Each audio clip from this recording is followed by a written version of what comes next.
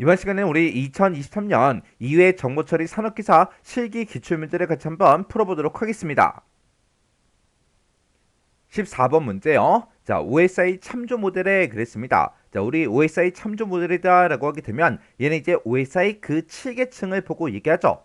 그 OSI 참조 모델의 여러 계층 중에서 사용자 또는 응용 프로그램이 OSI 그 환경과 직접 이제 상호작용할 수 있도록 그렇게 이제 지원해 준대요. 그리고 프로세스 간에 이제 정보를 교환하거나 아니면 이메일이다, FTP다, 아니면 가상 터미널이다 이런 이제 서비스를 제공하는 그 계층을 써라 그렇게 이제 문제가 나왔습니다.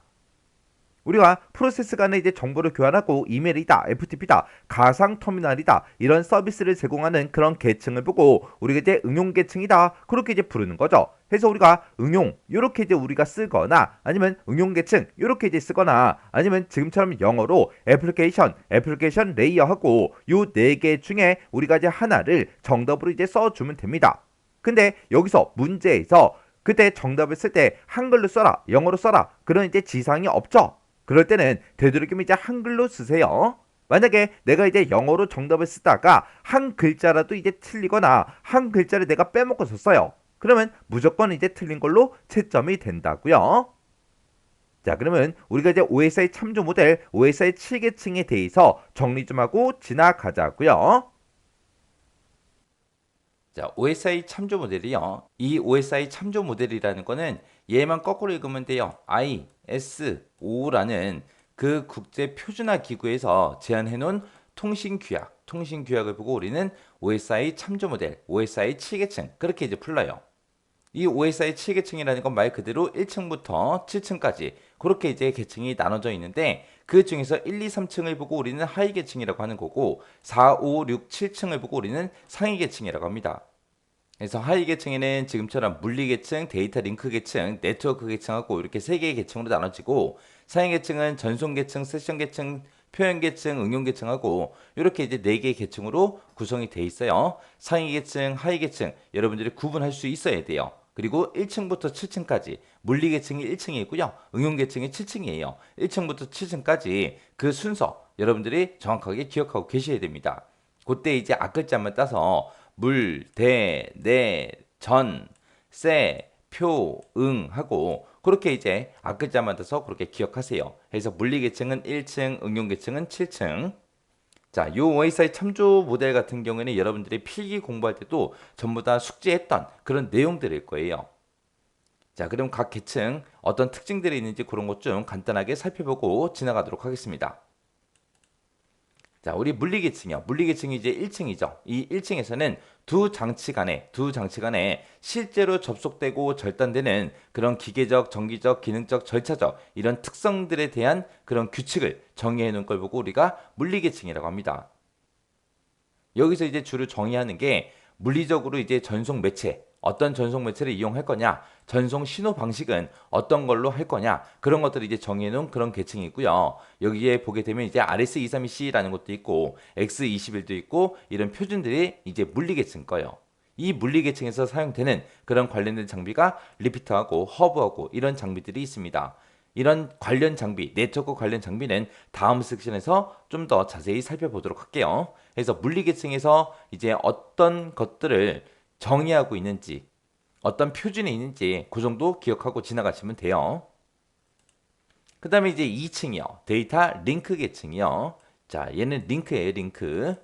해서 얘는 두 개 인접한 개방형 시스템 간에 신뢰성이 있고 효율적인 그런 정보 전송을 할 수 있도록 시스템 간의 연결을 설정해주고 유지해주고 종료를 담당해주는 거예요. 얘는 이제 송신 측하고 수신 측하고 서로서로 이제 속도가 차이가 날 수밖에 없어요. 그 속도 차이를 해결하기 위해서 흐름 제어 기능도 있고요. 그리고 프레임의 시작이다, 끝이다. 그런 것들을 이제 구분하기 위해서 프레임의 이제 동기화 기능도 해주고요. 그리고 오류 검출, 회복 이런 것들을 위해서 이제 오류 제어 기능 같은 것도 해줍니다. 그리고 이제 프레임 같은 것들을 이제 순서대로 이제 전송을 하기 위해서 순서 제어 기능도 있어요. 이 데이터 링크 계층에서 많은 일들을 해요.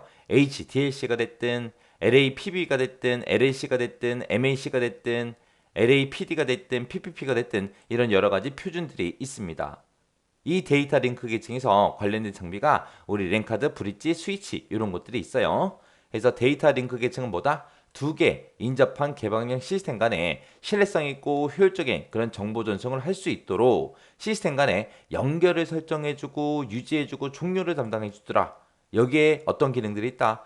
흐름 제어 기능, 그리고 동기화 기능, 그리고 오류 제어 기능, 그리고 순서 제어 기능 이런 기능들이 있다라는 거 정확하게 기억하셔야 돼요. 그 다음에 이제 3층이요. 네트워크 계층. 네트워크 계층이라는 거는 개방된 그런 시스템들 간에 네트워크 연결을 관리하는 그런 기능, 그리고 데이터의 이제 교환이 됐든 중계가 됐든 이런 기능을 수행하는 그 계층이 이제 네트워크 계층이요. 그래서 얘는 이제 네트워크 연결을 이제 설정하고 유지하고 해지하는 그런 기능을 해주는 계층입니다. 이 네트워크 계층이 내가 이제 상대방한테 뭔가 데이터를 보냈을 때 상대방한테 어떻게 찾아갈 건지 그런 경로 같은 것도 설정해 주고요. 실제 이제 데이터 교환이 됐든 중계가 됐든 아니면 트래픽 제어 아니면 패킷 정보 전송 이런 것들을 수행하는 그런 계층이 우리 네트워크 계층이요. 그래서 얘는 가장 크게 보게 되면 가장 큰 일을 하는 게 상대방과 나와 그 연결을 관리하는 그런 기능을 하는 게 우리 네트워크 계층이요. 여기에는 X25랑 IP 이런 표준들이 있습니다. 이 네트워크 계층과 관련된 장비가 우리 라우터요. 왜? 라우터가 경로 설정을 해야 되니까. 사람으로 따지면 내비게이션이에요. 그래서 경로 설정을 해주는 게 우리 네트워크 계층입니다. 그 다음에 이제 전송 계층이요. 이 전송 계층은 말 그대로 전송해주는 계층이에요. 그래서 논리적 안정, 그리고 균일한 데이터 전송 서비스를 제공함으로써 종단 시스템 간에 투명한 데이터를 전송할 수 있게 해주는 그런 계층이 우리 전송 계층이요. 그래서 얘는 종단 시스템 간에 전송 연결을 설정하거나 데이터 전송을 해주고 연결 해제 기능 이런 것들을 해주는 게 우리 전송 계층이요. 그래서 여기서 이제 주소 설정도 해주고요. 다중화도 해주고 이제 오류 제어도 해주고 흐름 제어도 수행하는 그런 계층입니다.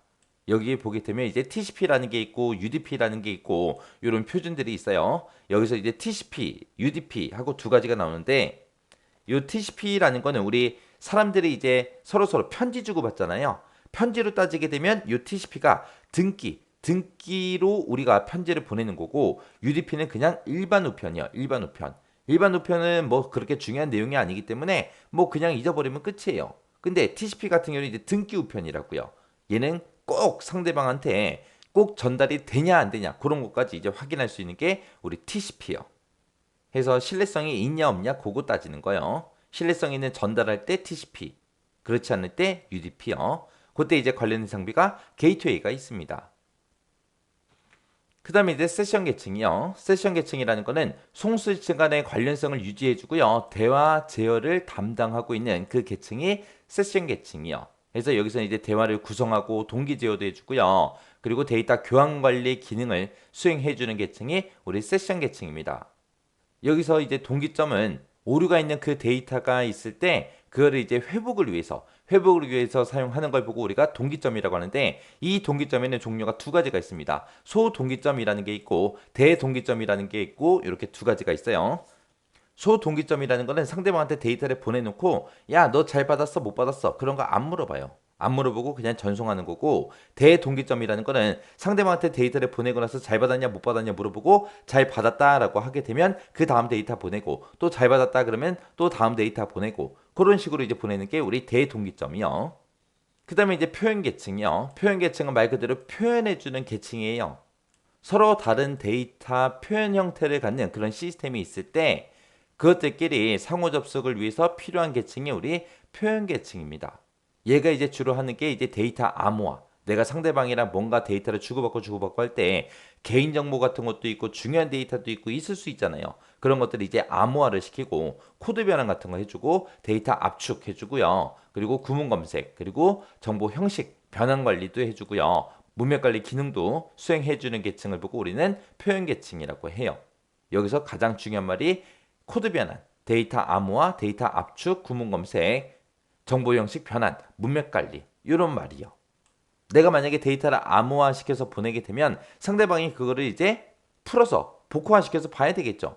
그때 이제 내가 암호화 방식을 어떤 걸 사용했는지 상대방한테 알려줘야 상대방이 적절하게 이제 암호화된 거를 이제 복화를 해서 자기가 이제 데이터를 볼 거 아니에요. 그 다음에 이제 응용 계층이요. 응용 계층이라는 거는 사용자가 OSI 환경에 접근할 수 있도록 그렇게 이제 서비스를 제공해 주는 걸 보고 얘기합니다. 이 응용 계층에서 이제 제공해 주는 서비스가 정보 교환, 그리고 전자사서함, 그리고 파일 전송, 가상 터미널 이런 서비스를 제공해 주는 게 우리 응용 계층이요. 자, 이렇게 이제 OSI 참조 모델에 대해서 살펴봤는데 OSI 참조 모델에 요 7개 계층이 있어요. 이 7개 계층, 상위 계층이 뭔지 하위 계층이 뭔지 여러분들이 정확하게 기억하셔야 되고요. 1층에서 어떤 역할을 하는지, 2층에서 어떤 역할을 하고 3층에서 어떤 역할을 하는지 각각 계층마다 어떤 역할을 하는지 정확하게 여러분들 알고 계셔야 돼요.